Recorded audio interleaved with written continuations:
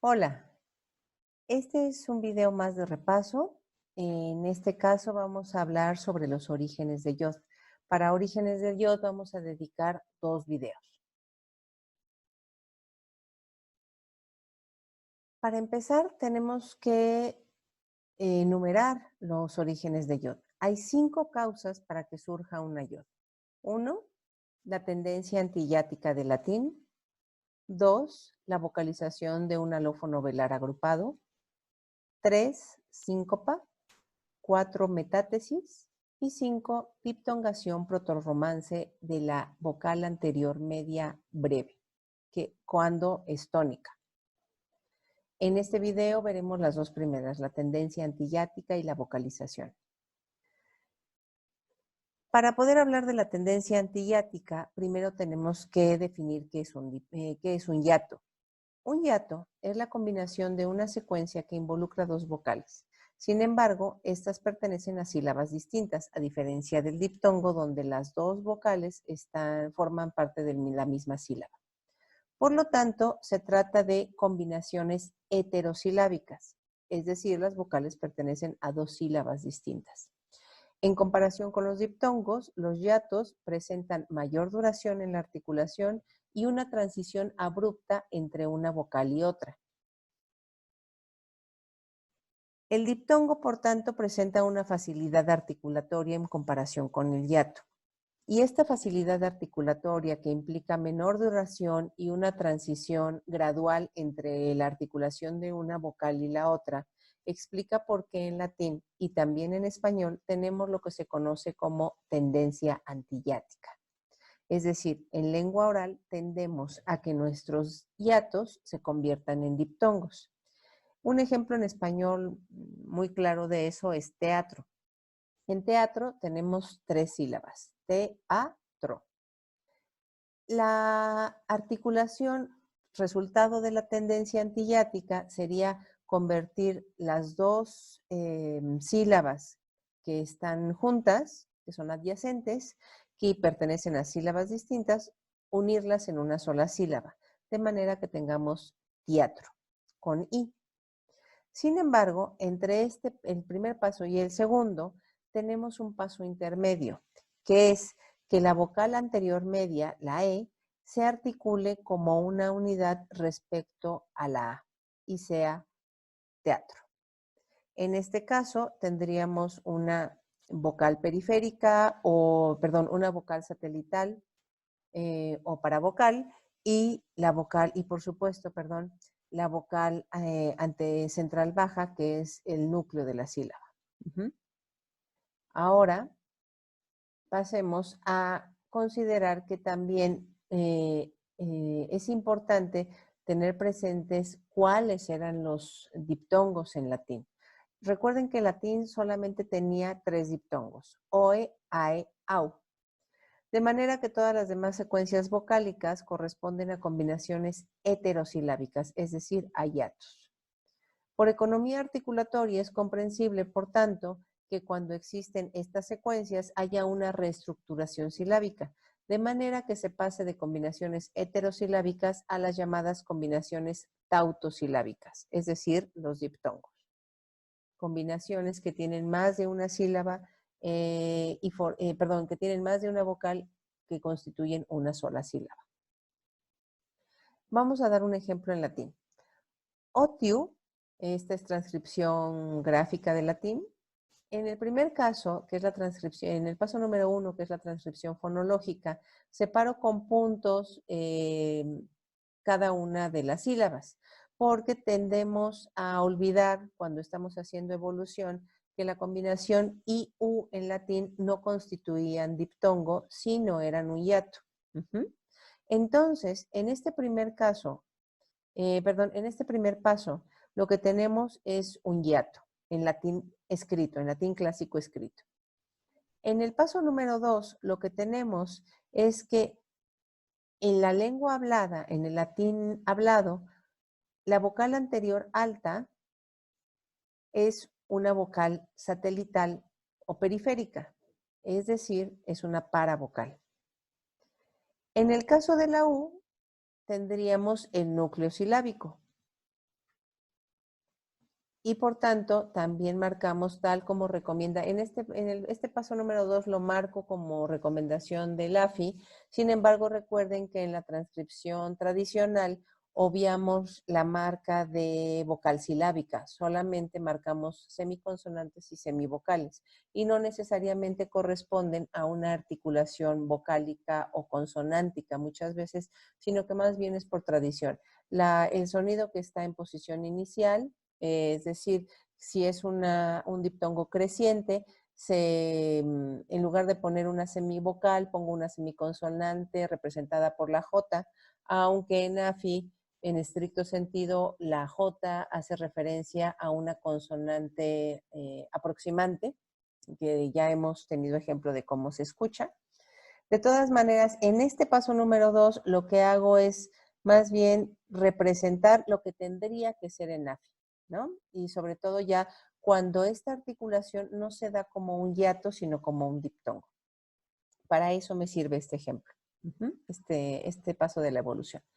En el paso número 3, por supuesto, este paso número 2 hace referencia al latín hablado. En el paso número 3, lo que yo tengo aquí es ya la transcripción tradicional que van a encontrar en cualquier manual o en cualquier libro, que es la paravocal se transcribe al ser un diptongo creciente como una semiconsonante, como una J, un sonido aproximante, y el segundo sonido se transcribe como una semivocal. Estas marcas de semiconsonante y semivocal solamente se aplican en la transcripción tradicional a la yod y a la waw, es decir, a las vocales altas. Como en este caso también tenemos una U, por eso marco ahora el diacrítico en forma de semiluna para indicar que se trata de una semivocal. Ahora bien, en el paso número 4, donde también tengo la yod y la waw, lo que tengo es que yod, al ya tener una yod, hace una asimilación regresiva adyacente parcial sobre la dental oclusiva sorda, la trae a su espacio articulatorio y en el paso número 5 palataliza a esta T. Por eso es que tenemos una marca de palatalización, esta J volada, la tenemos pegada a la T. En el paso número 5, además, tengo una asimilación regresiva adyacente parcial por anticipación al estado de reposo del aparato articulatorio, donde la vocal posterior alta, la U, se abre un grado y se convierte en O, como lo veremos en el paso siguiente. Esta palatalización y la apertura de la vocal de la U en posición final corresponde al protorromance hispano, tal como lo recordarán del cuadro de evolución normal de vocales. Si no lo recuerdan, váyanse por favor al video de evolución de vocales, de latín al protorromance. En el paso número 6 vemos el resultado de esta evolución. En primer lugar, vemos que la T se ha convertido en una dentoalveolar africada sorda y que la vocal posterior, la posterior alta se ha abierto hasta convertirse en posterior media. Y entonces tengo otzio. Este otzio corresponde, se documenta a partir del siglo XIII, pero en el caso particular de esta palabra se mantiene hasta el siglo XV. Y les digo, en el caso particular de esta palabra, porque cuando lleguemos a yod primera veremos que que dependiendo de la evolución, esta sorda no se documenta en el siglo XIII, sino se documenta en el siglo XV, pero eso lo veremos en yod primera. Después, en el paso número 7, vemos que esta dentoalveolar africada sorda evoluciona a interdental fricativa sorda, y esto sucede en el siglo XVIII. Esta articulación de interdental fricativa sorda es propia del español peninsular. A la par, tenemos una evolución como alveolar fricativa sorda, óseo, que es la articulación en el resto de habla hispana, es decir, en el español americano. Por eso es que no pongo que óseo con alveolar es una evolución posterior a la interdental. Esto es muy importante, por favor. Lo pongo como una evolución paralela, es decir, de la dentoalveolar africada sorda que vemos en el paso número 6, hubo dos evoluciones distintas, una para el español de España y otra para el español de América. La primera, que es 7, es con interdental y la segunda es con alveolar fricativa sorda. Por eso lo marco como 7 y 7'. A 7 y 7' corresponden transcripciones fonológicas distintas, por supuesto. Es el paso número 8 que corresponde a la transcripción fonológica del español peninsular y el 8' a la transcripción fonológica del español americano. Recuerden que aunque pareciera igual 7 y 8, es importante hacer la transcripción fonológica, puesto que en la transcripción fonológica no se marcan ni semivocales ni semiconsonantes. El paso final, el que sería el paso número 9, es la transcripción gráfica de la palabra evolucionada. Ahora, me importa mucho este paso en comparación con lo que sucede aquí, porque esto también es un fenómeno de tendencia antiyática. No tienen que cambiar las vocales que aparecen en latín para que ya haya una tendencia antiyática. Y también, como les decía hace un momento, tienen que tener mucho cuidado porque IU, que son dos vocales cerradas, y son una posibilidad de diptongo en español, no lo era en el latín clásico escrito. Entonces, esto sí era diptongo en el paso número 1. En el paso número 2, que ya hay una resegmentación que se puede observar precisamente por los diacríticos de paravocal o vocal satelital y de vocal silábica, aquí ya hay una resegmentación y por tanto esa resegmentación se explicaría como por una tendencia antiyática del latín. Ahora, este paso, como les decía, lo pueden, o más bien, generalmente se obvia en las evoluciones. Por tanto, les voy a dar aquí un ejemplo. Sí, esta es la tendencia antiyática que queremos marcar. Y aquí les voy a dar el mismo ejemplo de OTIU, pero evolucionado como generalmente lo hacemos. Transcripción fonológica de latín. Aquí tenemos por tendencia antiyática la aparición de yod. Hay una semiconsonante y una semivocal, yod y wow. La yod hace una asimilación regresiva adyacente parcial sobre la dental oclusiva sorda, la trae a su espacio articulatorio y la palataliza. En el paso número 3 tenemos también una asimilación regresiva adyacente parcial por anticipación al estado de reposo del aparato articulatorio, donde la vocal posterior alta se abre un grado y se convierte en O. Siguiendo la palatalización de la T, debida a la asimilación por yod, esta dental oclusiva sorda palatalizada se convierte en una dentoalveolar africada sorda. Y en el paso número 5 tengo que, en el paso número 4 corresponde a los del siglo XIII al XV. En el paso número 5 tengo que esta dentoalveolar africada sorda evoluciona a una interdental fricativa sorda en el caso del español peninsular y en el caso del español americano evoluciona a una alveolar fricativa sorda, que son lo que se representa con 5 y 5' respectivamente. Después tenemos la transcripción fonológica del español peninsular y la transcripción fonológica del español, perdón, aquí veo una errata del español americano. Por supuesto, el de abajo tendría que ser 6 y 6' y tener una S en lugar del segmento interdental. Prometo corregirlo para una siguiente grabación. Ok. Vamos a ver otro caso también de tendencia antiyática donde no hay en principio este segmento, esta yod desde el origen, o que podríamos confundirla como una yod desde el latín clásico. Balneu lo separé solamente las dos sílabas que me interesan, ne y u.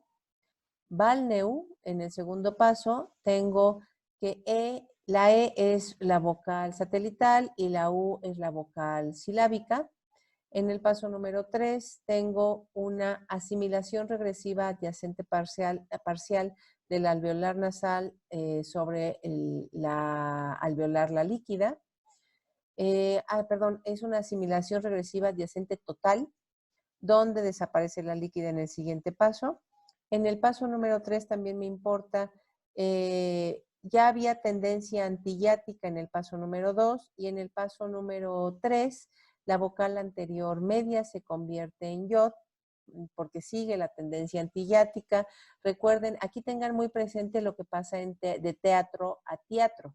Antes de que lleguemos al teatro con I, tenía que haber habido un teatro pronunciada la E y la A en una sola sílaba. Es algo semejante lo que sucede aquí del paso número 2 al 3, o del 1 al 3 más bien. En el paso número 4 tengo banyu, ya desaparecida la L por asimilación total de la N sobre la L. Y en el paso número 4 tengo una asimilación, ya tengo yod, tengo una asimilación regresiva adyacente parcial sobre el alveolar nasal, de la yod sobre el alveolar nasal, y tengo una asimilación regresiva adyacente parcial por anticipación al estado de reposo del aparato articulatorio, donde la vocal posterior alta se va a abrir un grado. Como resultado tengo baño. En este paso 5 tengo la alveolar nasal palatalizada y la vocal posterior alta ya abierta en O. En el paso número 5, la alveolar nasal sigue palatalizándose hasta convertirse en una palatal nasal, una ñ.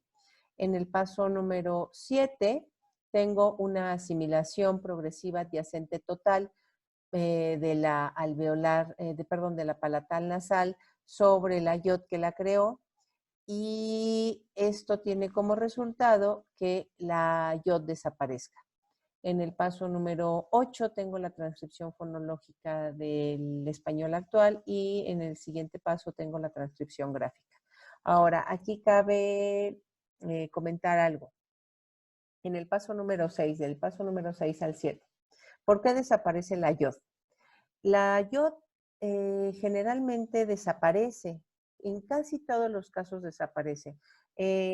Vamos a ver en yod primera que hay algunas excepciones particularmente asociadas a yod primera, pero en todos los casos restantes yod desaparece. ¿Por qué desaparece yod?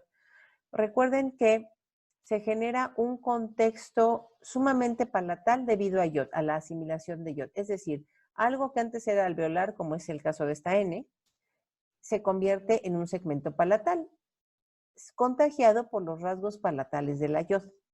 Cuando el segmento palatal surge, el contexto se vuelve tan palatal que como resultado de lo anterior desaparece la yod y se queda el segmento consonántico. Por lo tanto, esta semiconsonante, la yod, es absorbida por la consonante palatal generada por ella misma, ¿vale? Por eso es que desaparece la yod. Ahora, yo quiero resaltar pasos 2 y 3 porque son los relevantes para lo que estamos hablando aquí, que es, en comparación con el paso 1, aquí tengo tendencia antiyática. Igual que sucedía con otio. Ahora, balneum, aquí voy a poner la evolución que normalmente haríamos, porque recuerden que generalmente no marcamos ni vocales satelitales ni vocales silábicas. Paso número 1, paso número 2, ya no explico la evolución, es exactamente la misma. El paso número 3, que correspondería a protorromance, y después en el paso número 4 sigue palatalizada la N, en el paso número 5 aparece ñ, en el paso número 6 hay una asimilación total de la ñ sobre la I, en el paso número 7 la transcripción fonológica y finalmente la transcripción gráfica del español actual. Ambos casos, otiu y balneu, se deben a una tendencia antiyática. La diferencia entre otiu y balneu es que la vocal anterior ya existía en latín, pero que haya existido no significa que desde el principio fuera un diptongo. Era un hiato que se articulaba como diptongo y ya ahí había ahí. Aquí no había vocal anterior alta, sino anterior media, y por tendencia antihiática, primero tuvo que haber un reajuste sin que la E cambiara ahí, un reajuste de articulación y después que esa E se convirtiera en I, siguiendo la tendencia antihiática, semejante al caso de teatro, como ya les digo. Entonces, esto es origen de yod por tendencia antihiática. Siempre, muchas gracias por su atención y nos vemos en el siguiente video.